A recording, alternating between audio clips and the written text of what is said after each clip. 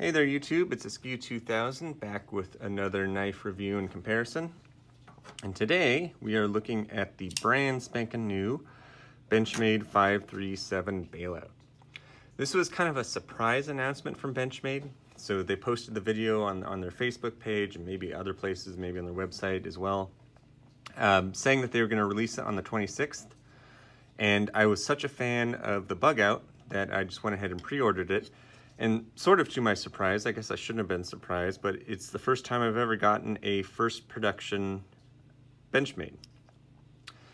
Now, not that I think that the first production stamp really adds to the value of the knife. 20 years down the line, maybe there'll be a collector who's looking for first productions, but doubtful. It's just kind of a neat thing to have, and I'm pleased that they got rid of kind of their atrocious first production stamp, which used to be like right in the center of the blade. I like this stamp a little bit better.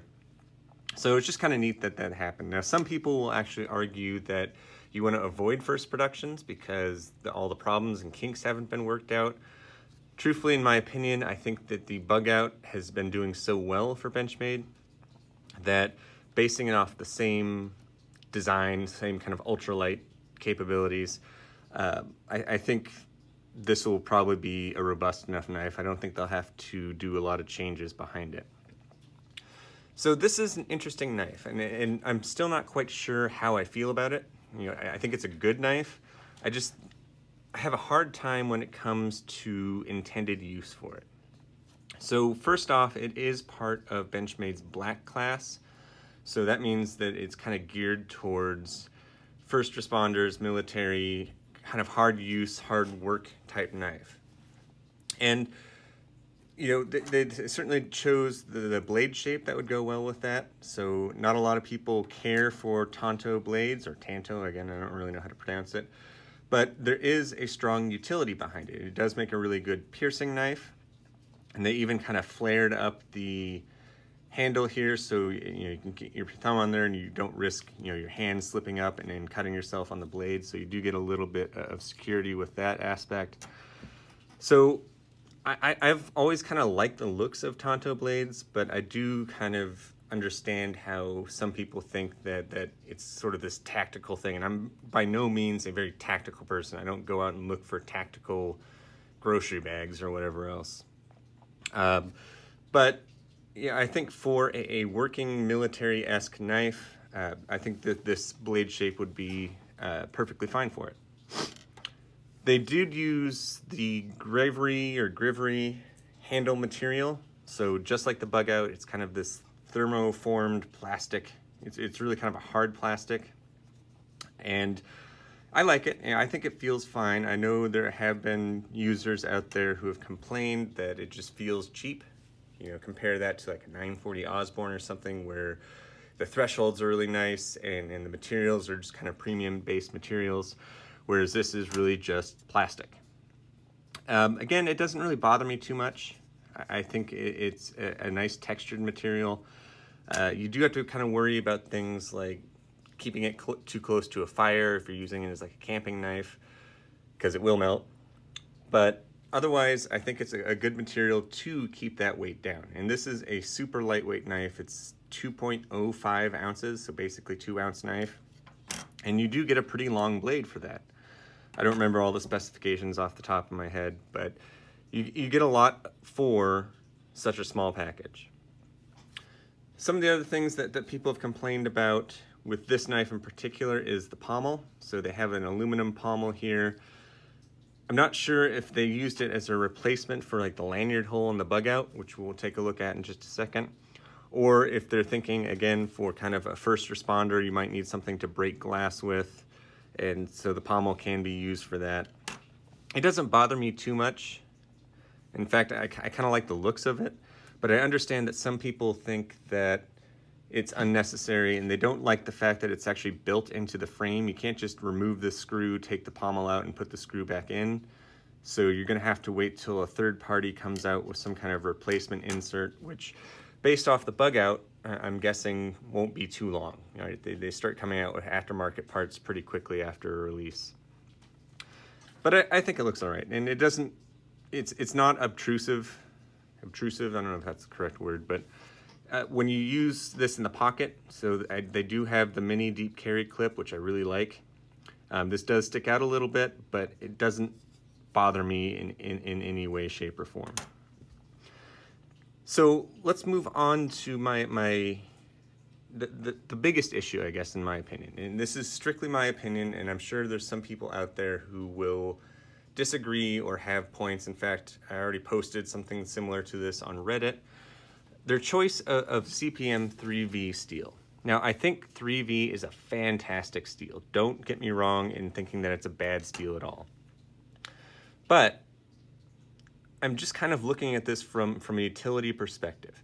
3V really shines, in my opinion, as kind of this high impact steel. It's really great for bushcrafting knives like the Benchmade 200 Puko. That was a perfect choice of steel for that, because that is a great bushcrafting knife. People are going to be able to baton with it, chop with it. Well, I don't know if you can chop with the Puka very well, but you can do a lot of high impact tasks, and you're not going to get blade chipping, and it's going to be easy to maintain, so it's fairly easy to sharpen. It is technically a high carbon steel. I have heard some people say that they call it semi-stainless, so I don't know how accurate that is or if that's even a true thing. So it will rust. If you do leave it out in the elements, it is going to rust. Not that other steels don't rust, it just takes them a lot longer to rust. So this one will, if you leave it out or leave the 200 Puko out in the rain or get it soaked and don't wipe it off or something, it will rust. Now, the cool thing about it is that it is kind of a powder high carbon steel. So they use the same technique that they did with the S30V, where it's a powder steel. So even if you do get a little corrosion on it, usually all it is just little bits of pitting. And it's really easy to just take a little bit of steel wool and just wipe that right off, and it's good as new. So that's kind of a cool thing about the CPM 3V. And it does take a lot longer to corrode than, say, 1095 carbon steel or something. So though it is a high carbon steel, I think that's where people are getting this idea that it's semi-stainless, because it does take a little bit longer than some of the more traditional tool steels out there. Now this one is Cerakoted. I don't particularly like coated blades, but in this case, again, since they're using 3V, it probably is a smart decision. And if this is going to be a work knife, then you might want to have some kind of added protection on the steel there. So again, that's my big issue, is that I think that this is a great steel for high impact, hard use tasks, which is clearly what they're trying to market this towards.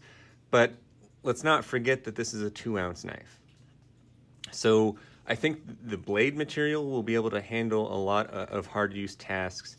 I'm not so sure about the handle. It's so lightweight that I think that if you were doing some really abusive tasks towards a knife, I think the handle would start to degrade well before the steel would. And I could be wrong as well, but I think somebody mentioned that this is probably the first time that 3V has been used in a folding blade. So that could be accurate or it could be misinformation. I'm not really sure. So I guess time will tell, right? Depending on how much abuse this knife is going to be able to take. I do think it's a little bit more robust than the bug out, which we'll see in a little bit. One of the big complaints with the bug out is that if you squeeze the scales hard enough, you can actually get them to compress. This one's a little bit harder than that. Not that I think that's an issue for an everyday carry knife, but some people are a little put off by it. So interesting steel choice. It's a great steel. I just wonder how that's going to work in terms of application. So let's compare the Bailout with my bug out. As you'll see, if you are an aficionado on bug outs, I have done some modifications to this knife. Originally, when it was released, you had the choice of the satin, well, you didn't have the choice. You had the satin blade and the electric blue scales, which I liked. I thought they were just fine. But shortly after that release, they released the 535 GRY, which came with these gray, or I think they're more Ranger green scales, and a black coated blade. And I really like the scales, but again, I'm not the biggest fan of coated blades, and I know I say that while I have a Bailout, which is Cerakoted. So I actually found a person on Reddit and kind of explained this grievance. I always think it's weird how Benchmade chooses to allow people to customize their knives. So the bug out, you can't customize at all. The 318 proper, you can choose the blade shape and the handle material. And certain knives, like the Griptilians, you can choose the handle material, you can choose the steel type, blade shape, and you almost fully customize that knife. I think Benchmade would make a killing if they allowed people to fully customize their knives based on their offerings. So you got to choose your steel type, you got to choose the handle color or material. I think that would just be awesome. It would essentially make them a custom knife company, but based on their parameters, I guess. But anyway, so I saw that the GRY came out, and I told this person that I always wish I could get the Ranger Green scales with the satin blade. He said, dude, let's do a scale swap. So I sent him my knife. He put the GRY scales on here and took the blue ones for his coated blade. Sent it back to me, and I really like the looks of it. I think it turned out great. Some people would be concerned, thinking that that would void Benchmade's warranty. I did just get this back from Benchmade. I sent it in for the Life Sharp service. Actually, I didn't want them to sharpen it, but I wanted them to tune it up because it was getting a little bit of blade play and stuff. They didn't say anything about it, so I would say if you're interested in doing something like that, just have caution, know that there is a possibility they could say no, but I don't think it's very likely that Benchmade's gonna turn you away for modifying your knife in any way. And the other thing that's kind of different about this one is I did put a different thumb stud on there. We didn't have the tools necessary to get the thumb studs off, oddly enough. So he sent it back, and it was the satin blade, Ranger Green scale, but it still had that electric blue thumb stud. And I thought I'd be okay with it for a while, but it just kept bugging me and bugging me and bugging me. So I bought this thumb stud off of customknifegarage.com, and I really like it. It's a little bit oversized, right? So I think you get a little bit more purchase. It really helps with the deployment, in my opinion. And I just like the looks of it as well. It matches the blade. So I thought that was a really cool thing. And I think of all the Benchmades I have that are folding blades, this one probably has the best action of all of them, just because I think you get more purchase with that thumb stud. Either way, kind of comparing the bug out with the Bailout, you can see that the Bailout has a much I shouldn't say much longer, but a longer blade in general. It is a little bit longer profile. I do think you get a little bit better grip area. So I wear an extra large glove. Not that I have huge hands, but I have really long gangly fingers. So this fits my hand a little bit better. I think it just works a little bit better for me. But it's something I always get a little put off by when people start saying that, oh, this fits your hand better if you're a large glove size or whatever.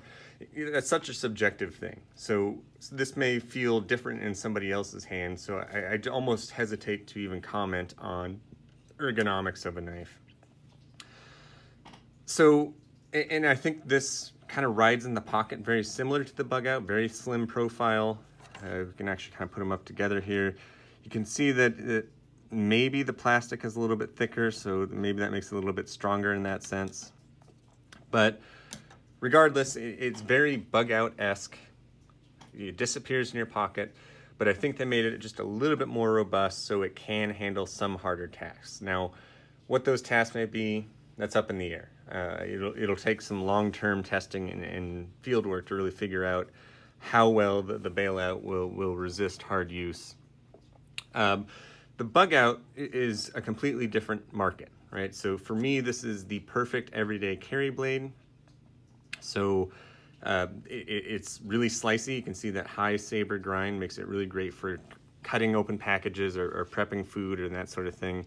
And it's so lightweight, 1.85 ounces. It just completely disappears when you pocket it. And I think a lot of those critiques of the bug out are somewhat unfounded. So yes, you can squeeze the scales together if you press really hard. It does feel flimsy. It is a super lightweight knife, but it's not meant to be used hard. It's meant to be an everyday carry blade. So for that purpose, I think the bug out fits it almost perfectly. I can't find anything wrong outside of the scales, which I already took care of myself, that I would change about it. And this has Benchmade's kind of standard S30V at this point in time, which I think, again, is a great steel for the job. Some steel snobs will say, well, there's better steels out there. For sure there are. But I think for an everyday carry knife, S30V does a great job. Great edge retention, great corrosion resistance. It fits all of the bills that we want for a everyday carry knife. So that's kind of my comparison. This is too new for me to really give a truly honest review. I'm just giving kind of my first impressions after having carried it for about a week or so. I like it. Again, I'm not a tactical person. I don't get knives because I think there's a tactical reason behind it. I get it because I think there might be a utility behind it. And you know, if they made something almost as light as the Bug Out that could handle a little bit more abuse, then that'd be awesome. And I hope that this meets that need. So we'll see over time. So let me know what you think, and thank you for watching. Bye.